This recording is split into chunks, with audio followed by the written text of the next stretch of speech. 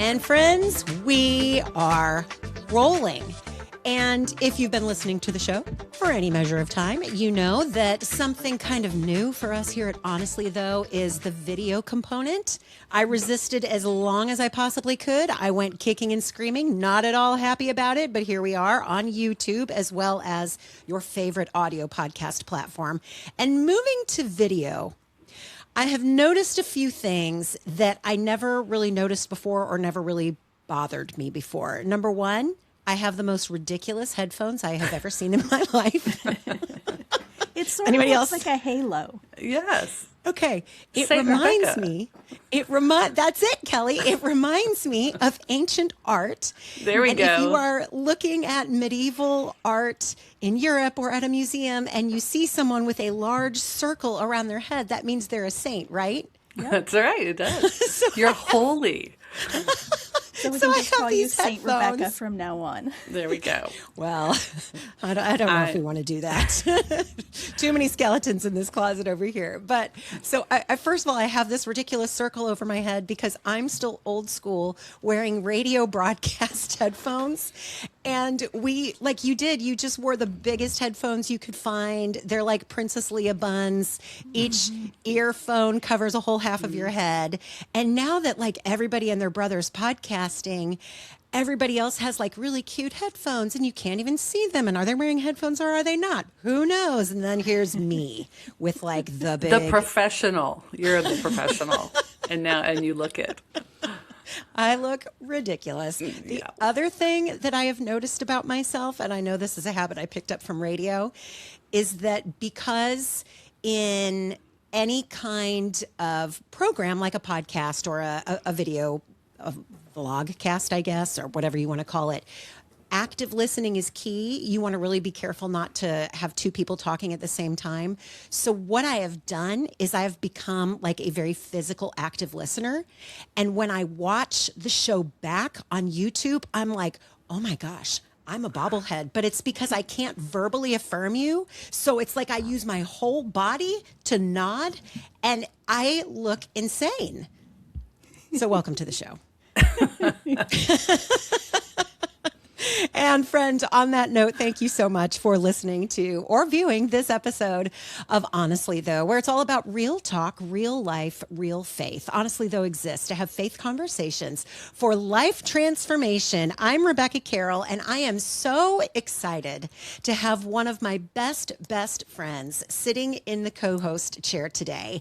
And I'm excited that I get to say your name with the title, Dr. Kelley Mathews. Kelley's been on the show multiple times, so she is what we like to call a repeat offender. But Kelley's ministered to the church through writing and editing for, you ready for me to date you? Over a quarter of a century. That's just mean. That's just mean. For over 25 years, a former women's ministry director and Bible study teacher. She is the co-author of 8 books, including 40 Questions About Women in Ministry, which has won multiple awards.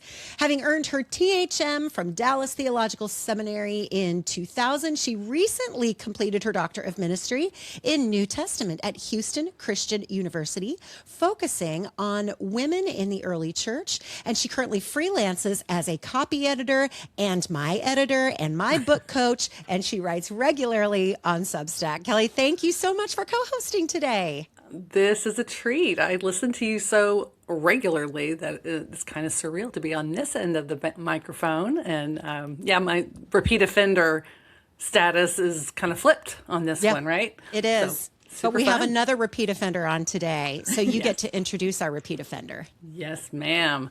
Dr. Carmen Joy Imes. Gosh, I can't remember. I don't remember how long we've known each other. It's been several years. She is an associate professor of Old Testament at Talbot School of Theology, part of Biola University in Southern Cal.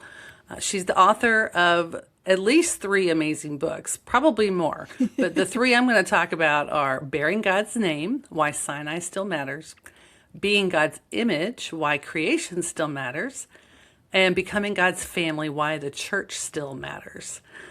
And I just love all of them. Just need you to know that. Fantastic writing. You really put high content on a lower shelf so everyone can understand. But her primary areas of expertise are the book of Exodus and the Psalms. And she's got a commentary. She's putting the finishing touches on that thing. It's been a long time coming, so I'm excited to see that when it's out. Carmen also has a YouTube channel where she releases weekly Torah Tuesday videos working through Exodus and other parts of the Pentateuch. And you can find her writing on various websites, including Christianity Today, Substack, The Well, and the Politics of Scripture blog. How's it going, Carmen? It's going well. I've been sick for a couple days, so my voice sounds a little bit funky, but I'm really glad that this worked out for us to have this conversation. Oh, You're we're just excited. a boss. Like, I feel like I just have to say it. I just have to be the fangirl because Kelley's going to be professional. You are such a boss. You're like probably, I mean, one of the most accomplished Old Testament scholars ever. You've been on the Bible Project podcast before. You've taught classes with Bible Project. You're like so brilliant. And I just, one of these days, I want to sit down with you and just have you spew like all of your Exodus knowledge at me. And I'm just going to try and That keep would take up. a while. See, I'll give you a week or so, whatever it takes. But I'm just so grateful for the scholarship you do, because I think you have set a wonderful example for women everywhere in ministry settings, lay settings, and seminary settings of women can do the hard work of hardcore scholarship. You are just doing it. But I agree with what Kelley says. You have a way of taking really deep, abstract things and kind of putting them at table level for the rest of us. And because at this unique moment in time, we have 3 people who write who also engage in scholarship. Can we just start a petition that academic writing can be interesting? Can we just start making academic writing good writing? Yes, I would be in favor of signing that petition. Yeah. That's the beauty of my Doctor of Ministry program, is that it's not the PhD writing in passive voice for some out there third person, but a D-Min project can be as personal as I wanted it to be. I could write in the first person if I wanted to. Yeah. And so it's much more accessible, and amazing. that's partly why I had so much fun with it.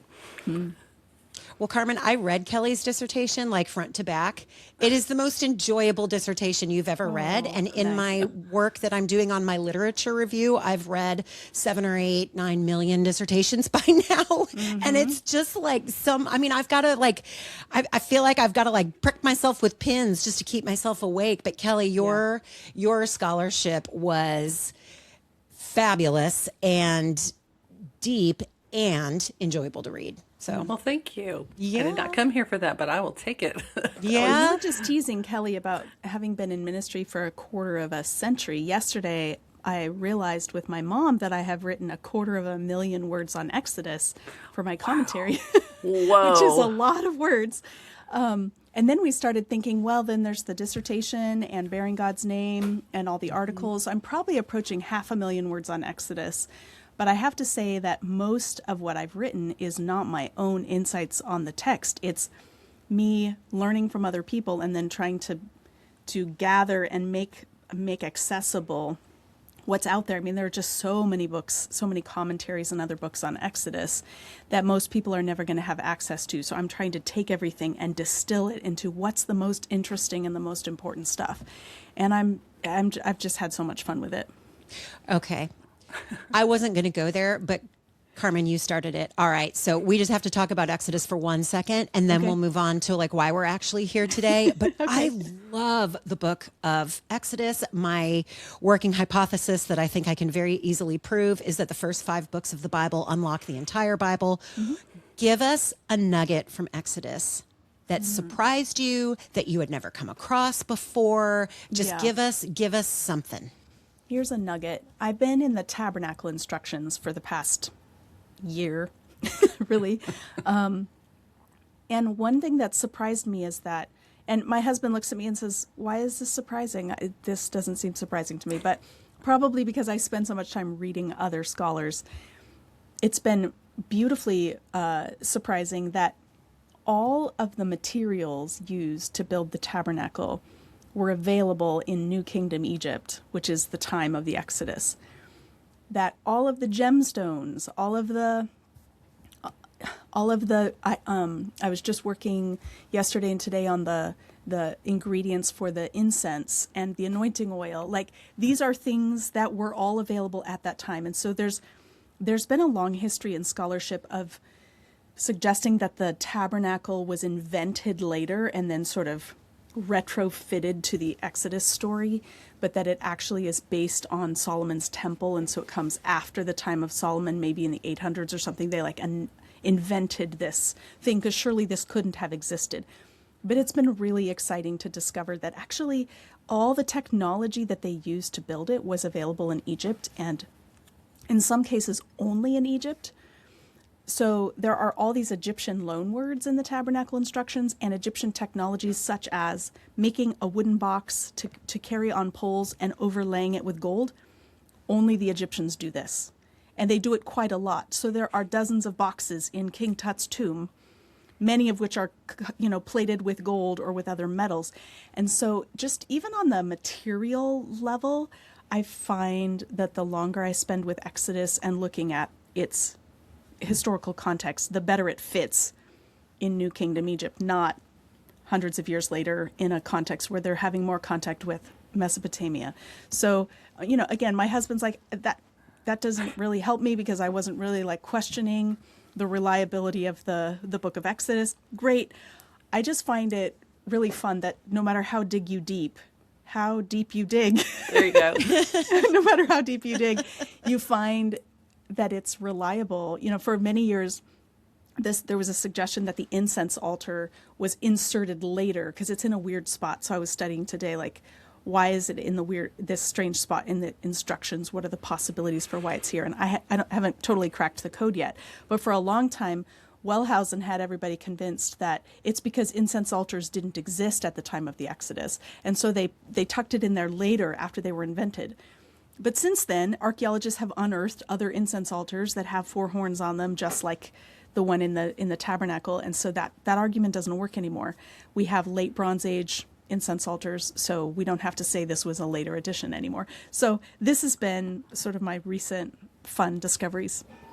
Oh my goodness. So fun. I get it. That's a journal article waiting to happen. Yeah.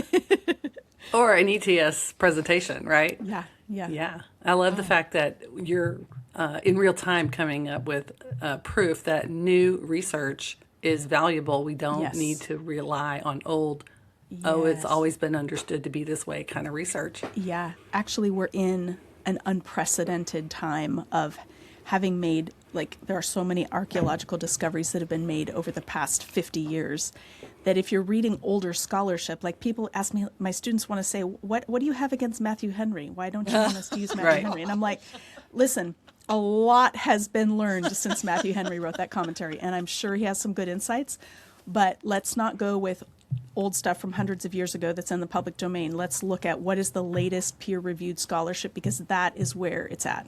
I love it. I just graded a paper yesterday, and the main source cited was Matthew Henry.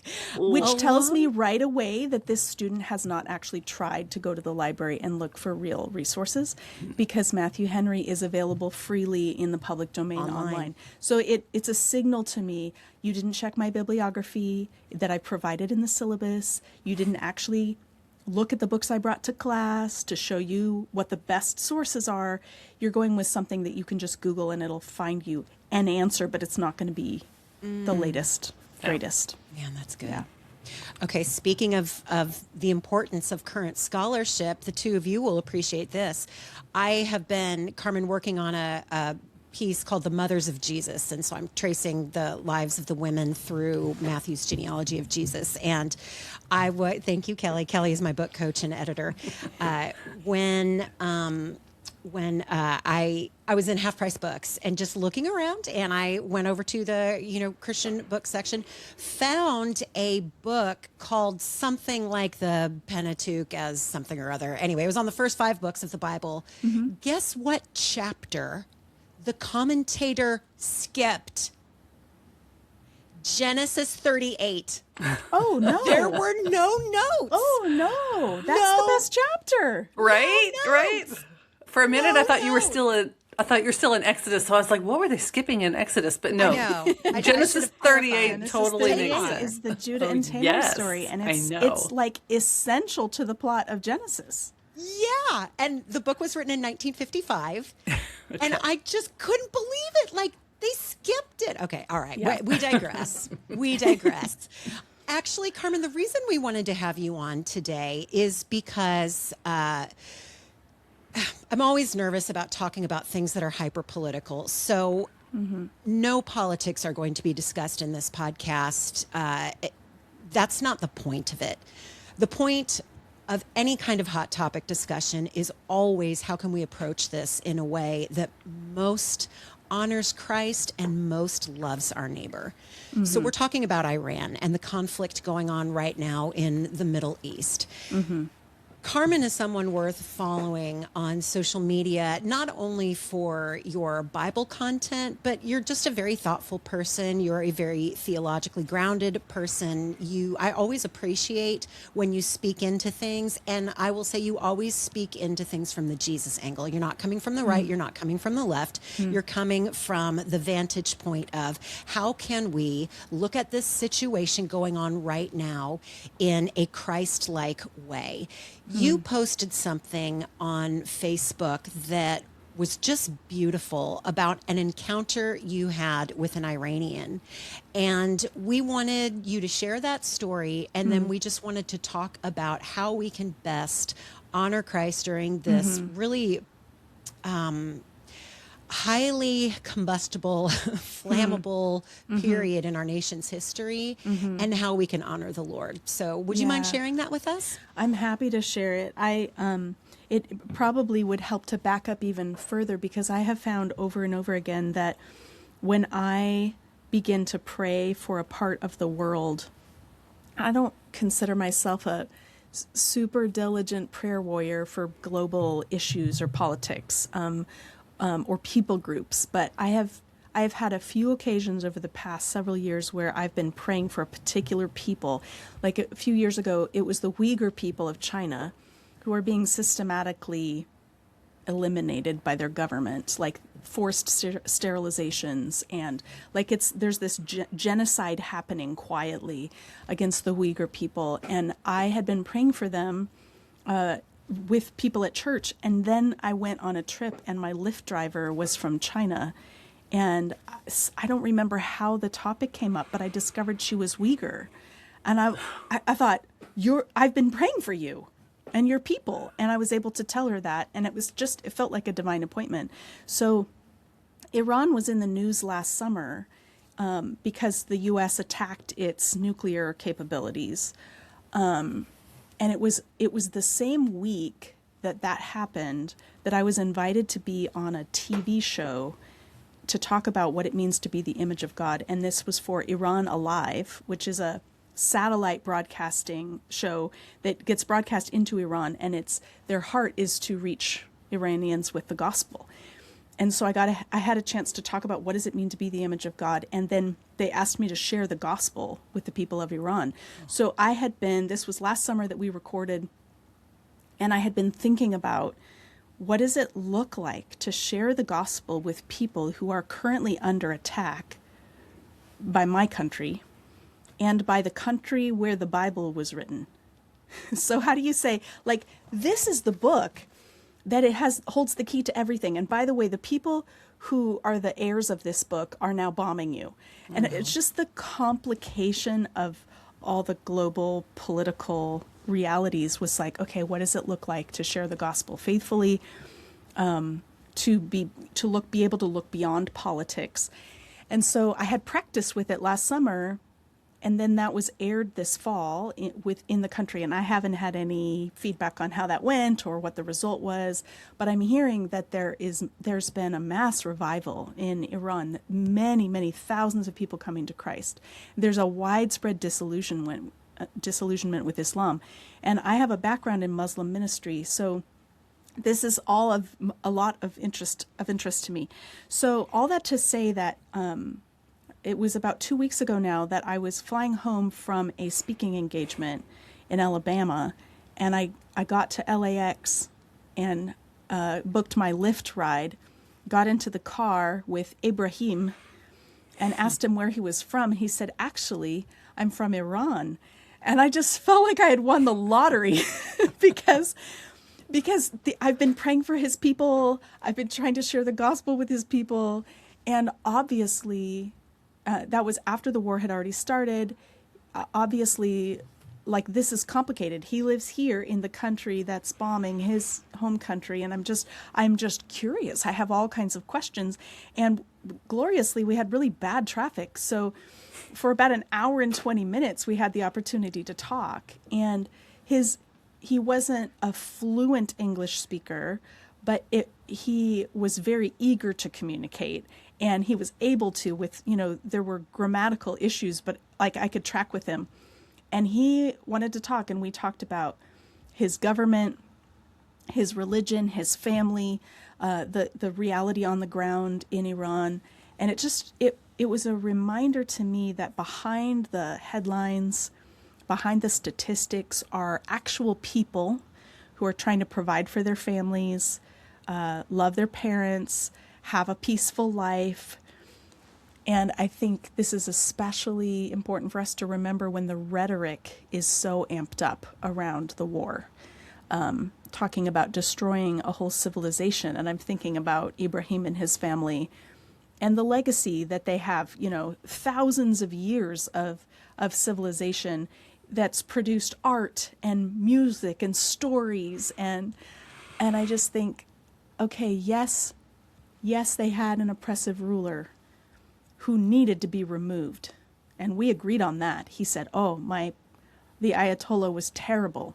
He didn't care about anyone. They killed 42, the state sponsored the killing of 42,000 protesters, peaceful protesters, over the course of 2 days just before this war started. Like, all these people were protesting the current regime, and they hired Syrian mercenaries to just mow people down, and 42,000 people in 2 days died. He says this leader needed to go, but also he had concerns about whether the U.S. was going to be able to successfully facilitate a transfer of power to someone who would be a better ruler. And so, as we're sitting in the middle of a fragile ceasefire right now, you can see why he's concerned about the current state of things. Yes, his leader needed to go, but who's going to take his place, and what's that going to look like? Yeah, that's the question we're still grappling with, right? Right. But the idea of running into someone who's intimately involved and impacted by what we think of as just national or international events, we're pretty removed from that. I say we, Americans, and especially if we're native born and don't have a lot of connections. Yeah. It's very easy, I think, to fall into the trap of, out of sight, out of mind, that kind of thing, until we run across someone like this and it's put in your face. And I think as long as we view people in other countries as far removed from us, then what's happening to them doesn't affect us. And each time we make a friend or have a meaningful conversation with someone from out there somewhere, it just makes the world smaller. And so I was thinking, I only know one other person from Iran, and that's Daniel Nayeri, who's an award-winning author. Love his work. And he was on campus at Biola, where I teach, last fall. So I got to meet him. We got to take our picture together. So that was another part of our conversation. I asked my driver if he knew who he was, and I pulled up his picture on Twitter and showed him. And he goes, "Oh, yeah, I know him." And so then I pulled up the picture of me and Daniel Nayeri with our books, because I gave him his book and he signed my copies of his book. And so we're holding them up, and just to say, like, look, I'm not just making this up that I have an Iranian friend, like, here we are together. And that too just seemed like a sweet gift from the Lord, that I would have photo evidence that would just spur the conversation on further. Of course, my hope was that I could talk about Jesus in our conversation. But I found that whenever I tried to change the subject or like extend further into religious topics, like he didn't understand my question. So his ability to communicate was better than his ability to understand new topics. So I tried to tell him, oh, I was on TV in your country. And he goes, oh, it's a great country. Okay. He like kind of missed like that I was on TV, and I wanted to like connect him with that programming, but that didn't work. But we had such a meaningful conversation. It felt like a divine appointment. I learned so much, and I was able to communicate solidarity, empathy. I'm not an expert in geopolitics. I don't have a solution for this war and for the unrest in the region, but I can commiserate with him over the lives that have been lost and over the complicating factors of everything.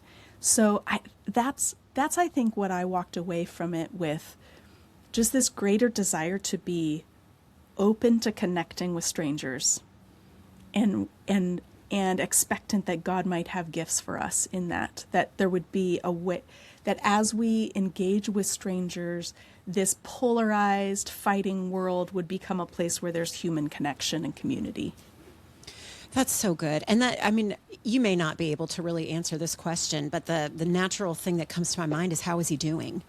You know, what was his emotional state? So, and I don't know how he is now, but he's in the car. He said, I have no contact with my family because the whole grid is down.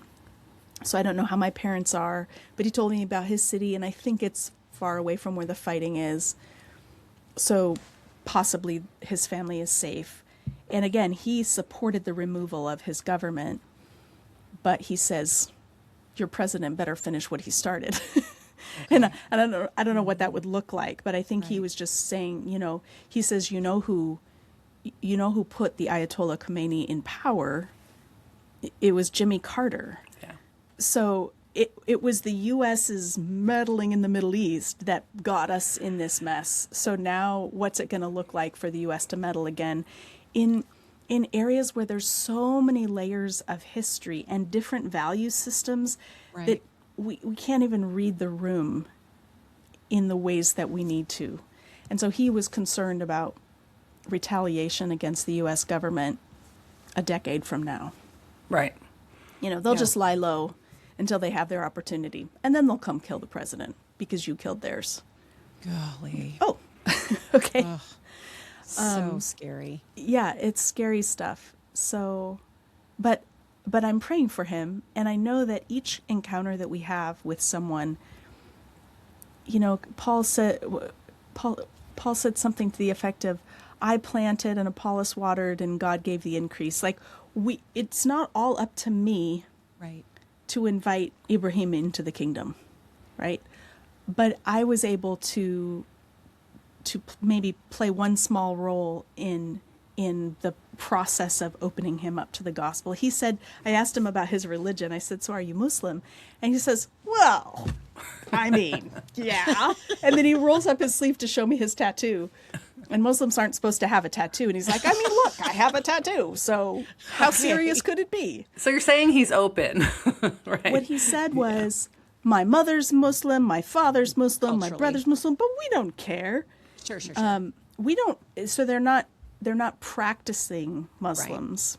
Right. And he said, before the Arabs invaded our country and forced everyone to convert to Islam, we were Zoroastrian, which is the ancient Persian religion. And he said, I just wish the Arabs would take their Islam back where they came from. Like he didn't see any particular need to change his religious designation, but he also had no sense of attachment to it. He said he believed in God. And I think this is one of the biggest misconceptions among Americans about Iran. We just assume it's a Muslim country because it's had a Muslim government. But he told me there are 92 million citizens in Iran, and only 12 million support the current government and are serious about their Muslim faith. The other 80 million want it out of there.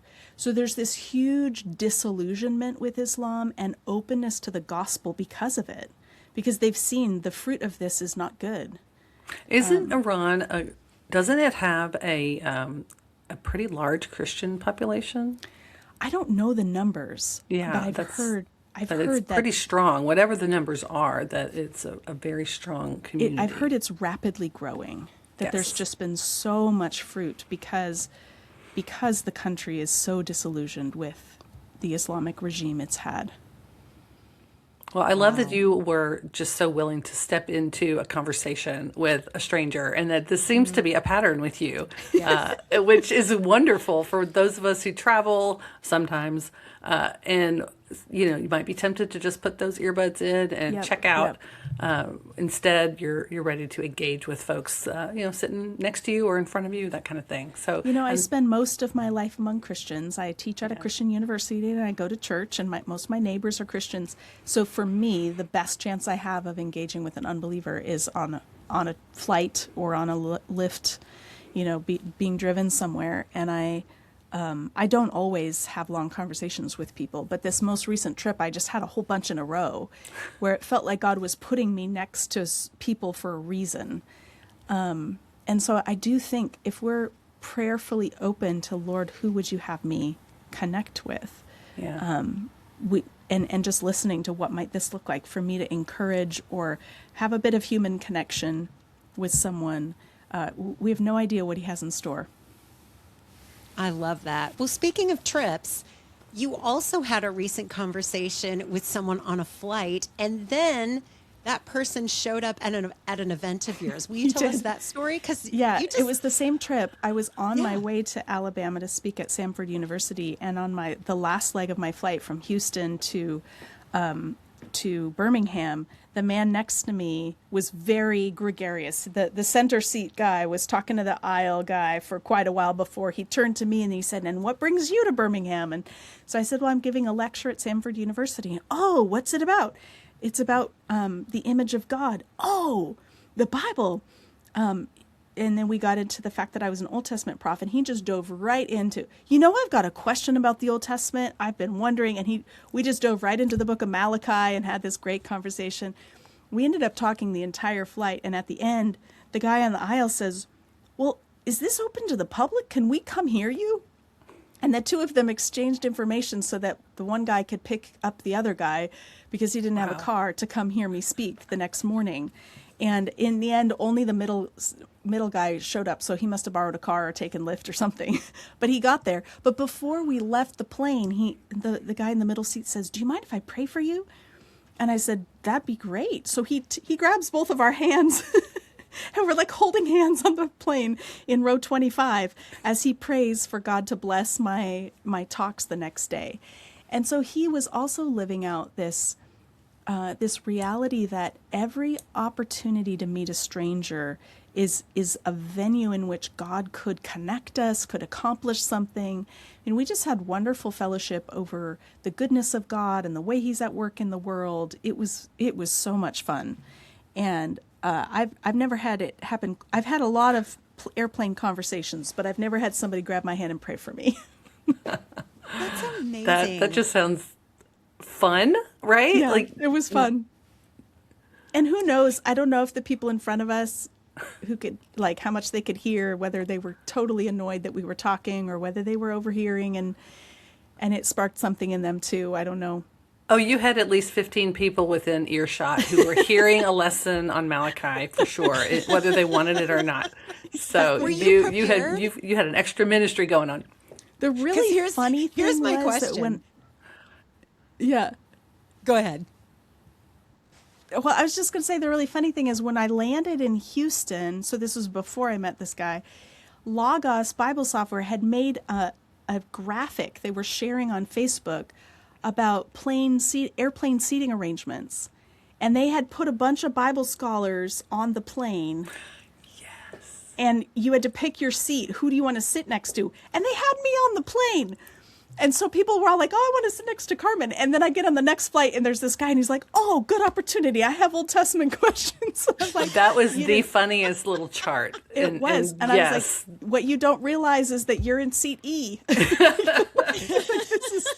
This is the seat. It was supposed to be Dietrich Bonhoeffer in our row as well. We missed out on having Dietrich, but we funny, did have a great conversation anyway. Yes, the reactions to that chart were funnier than the chart here's my itself. question, So. because, Yes. fair Very funny. question.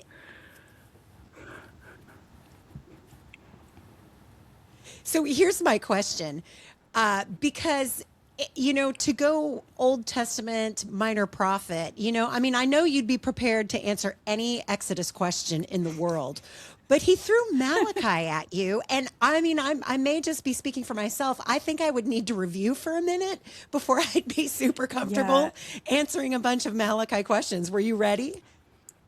So this is where I just feel like God is so good, because I do teach through the entire Old Testament every semester. So I'm in all the books, although I don't really do anything specific with Malachi. But I had, about a week before that, I had a student who came to office hours struggling with the same passage.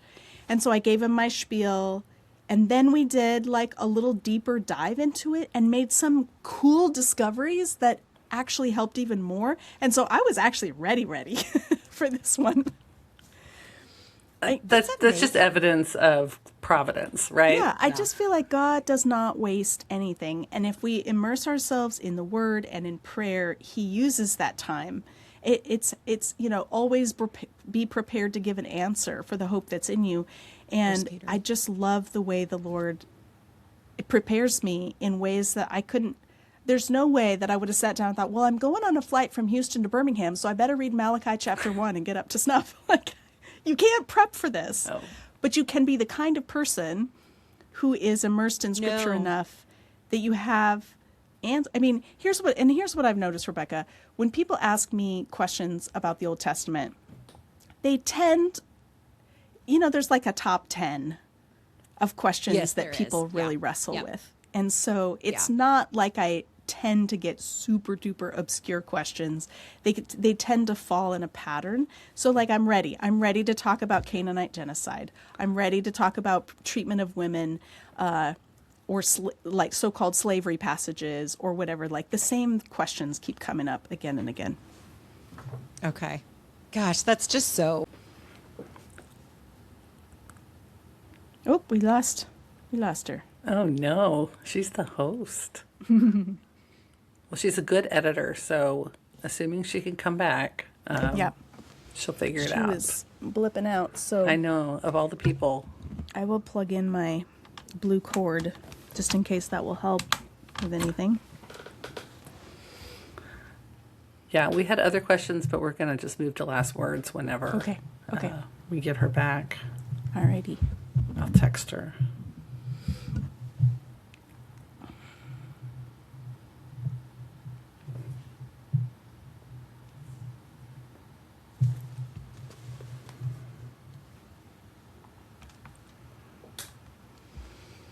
How have you been? Pretty good. We just went to Ireland for 10 days. It was like a happy graduation type of thing. Nice. So just my husband and me. So that was really fun. Very cool. But yeah, otherwise I have a few writing projects, but it's pretty quiet. Oh, here she comes. Here she is. Well, sorry about kind of. that. The good news is it's I'm in still that recording. post-graduation lull of now what do I do with my life? Yeah, Kind of totally. thing. Yeah, and I miss being with my people. Mm-hmm. So. Okay, can you hear you me? get to the end and go, okay, all my energy was pushing toward this. Now what? Yeah, and I'm not the only one. Yeah, there's several in the group who are feeling the same way. So. Yeah, totally. Actual recording is. I'm curious because your husband is he's involved in the military, right? Only the Texas state military, so he's not deployable, but he probably hears a lot of things. Yeah. Yeah.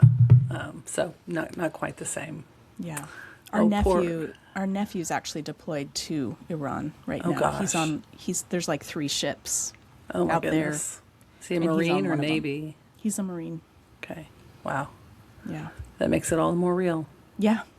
Yeah, I'm like, oh, my nephew's on his way to blow up your country? Like, Okay. I don't know. He's not, his specialty is like driving trucks, I think. So Okay. So if they're on the ground, he might actually yeah, be out there. transport stuff. Yeah. Okay, so Rebecca just said we're still recording, but of course she'll edit out whatever. And she's going to keep trying to get back on camera. So there must be something with her Wi-Fi or her connection. Yeah. So yeah, I have to figure out time to write 2 chapters, sample chapters, rearrange stuff out of my dissertation to make it, market ready. Yeah, And because I already put the proposal together, and IVP was like, "This looks great. I just need your sample chapters." Okay. So just do Yay. it. Okay, she says that she can hear us and we sound great. Let me see if she wants me to wrap it up or something. I don't know. Oh, let's see.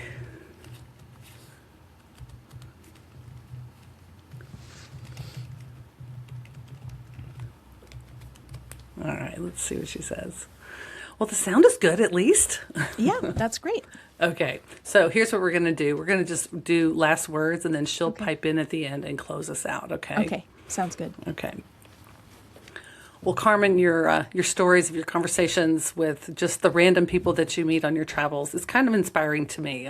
We're going to kind of roll into last words here. So let me just say, that's a challenge to me. I don't travel as often as you, but seems like I have a little bit more recently.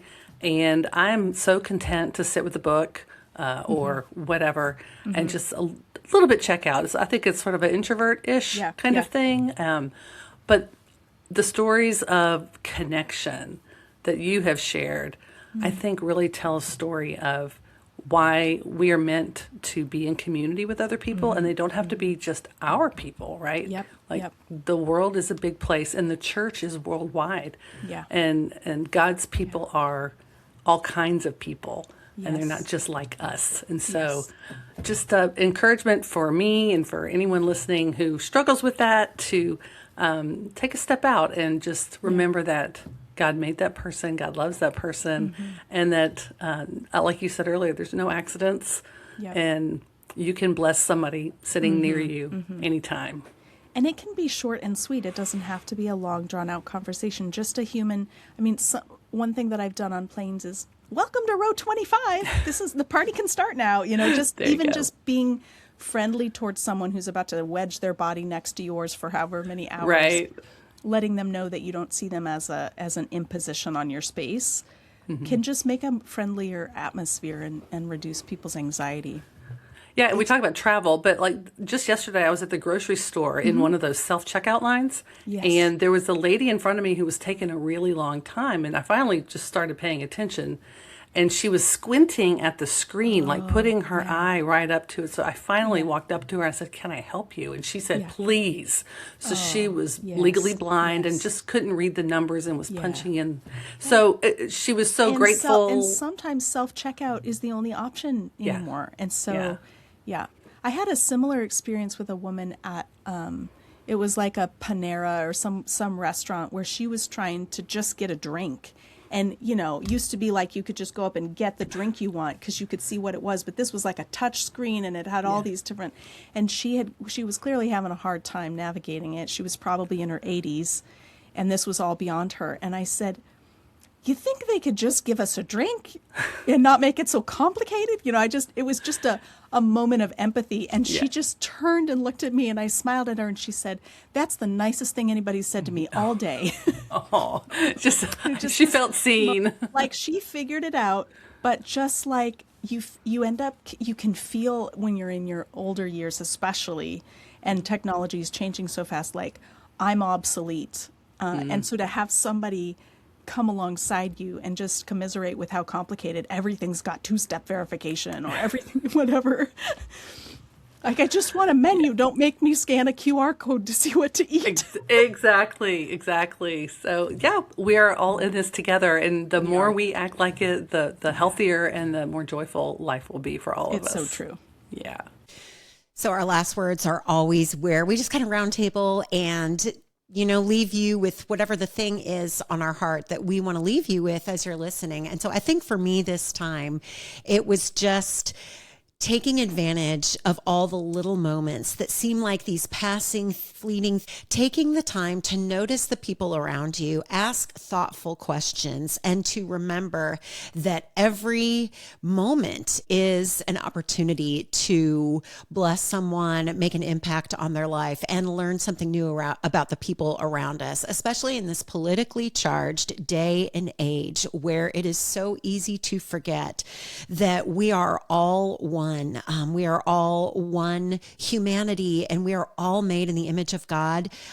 It is so important to remember that God created every single one of us. And so I'm just so grateful for you for listening today, for Dr. Carmen Imes for joining us and sharing her heart for the people around the world, and for Dr. Kelley Mathews for coming and sitting in the guest co-host chair and doing such a fabulous job. And so, friend, you can find all of Dr. Carmen Imes' information, all of Dr. Kelley Mathews' information, all of their contact information, all of their books. All of that is in the show notes.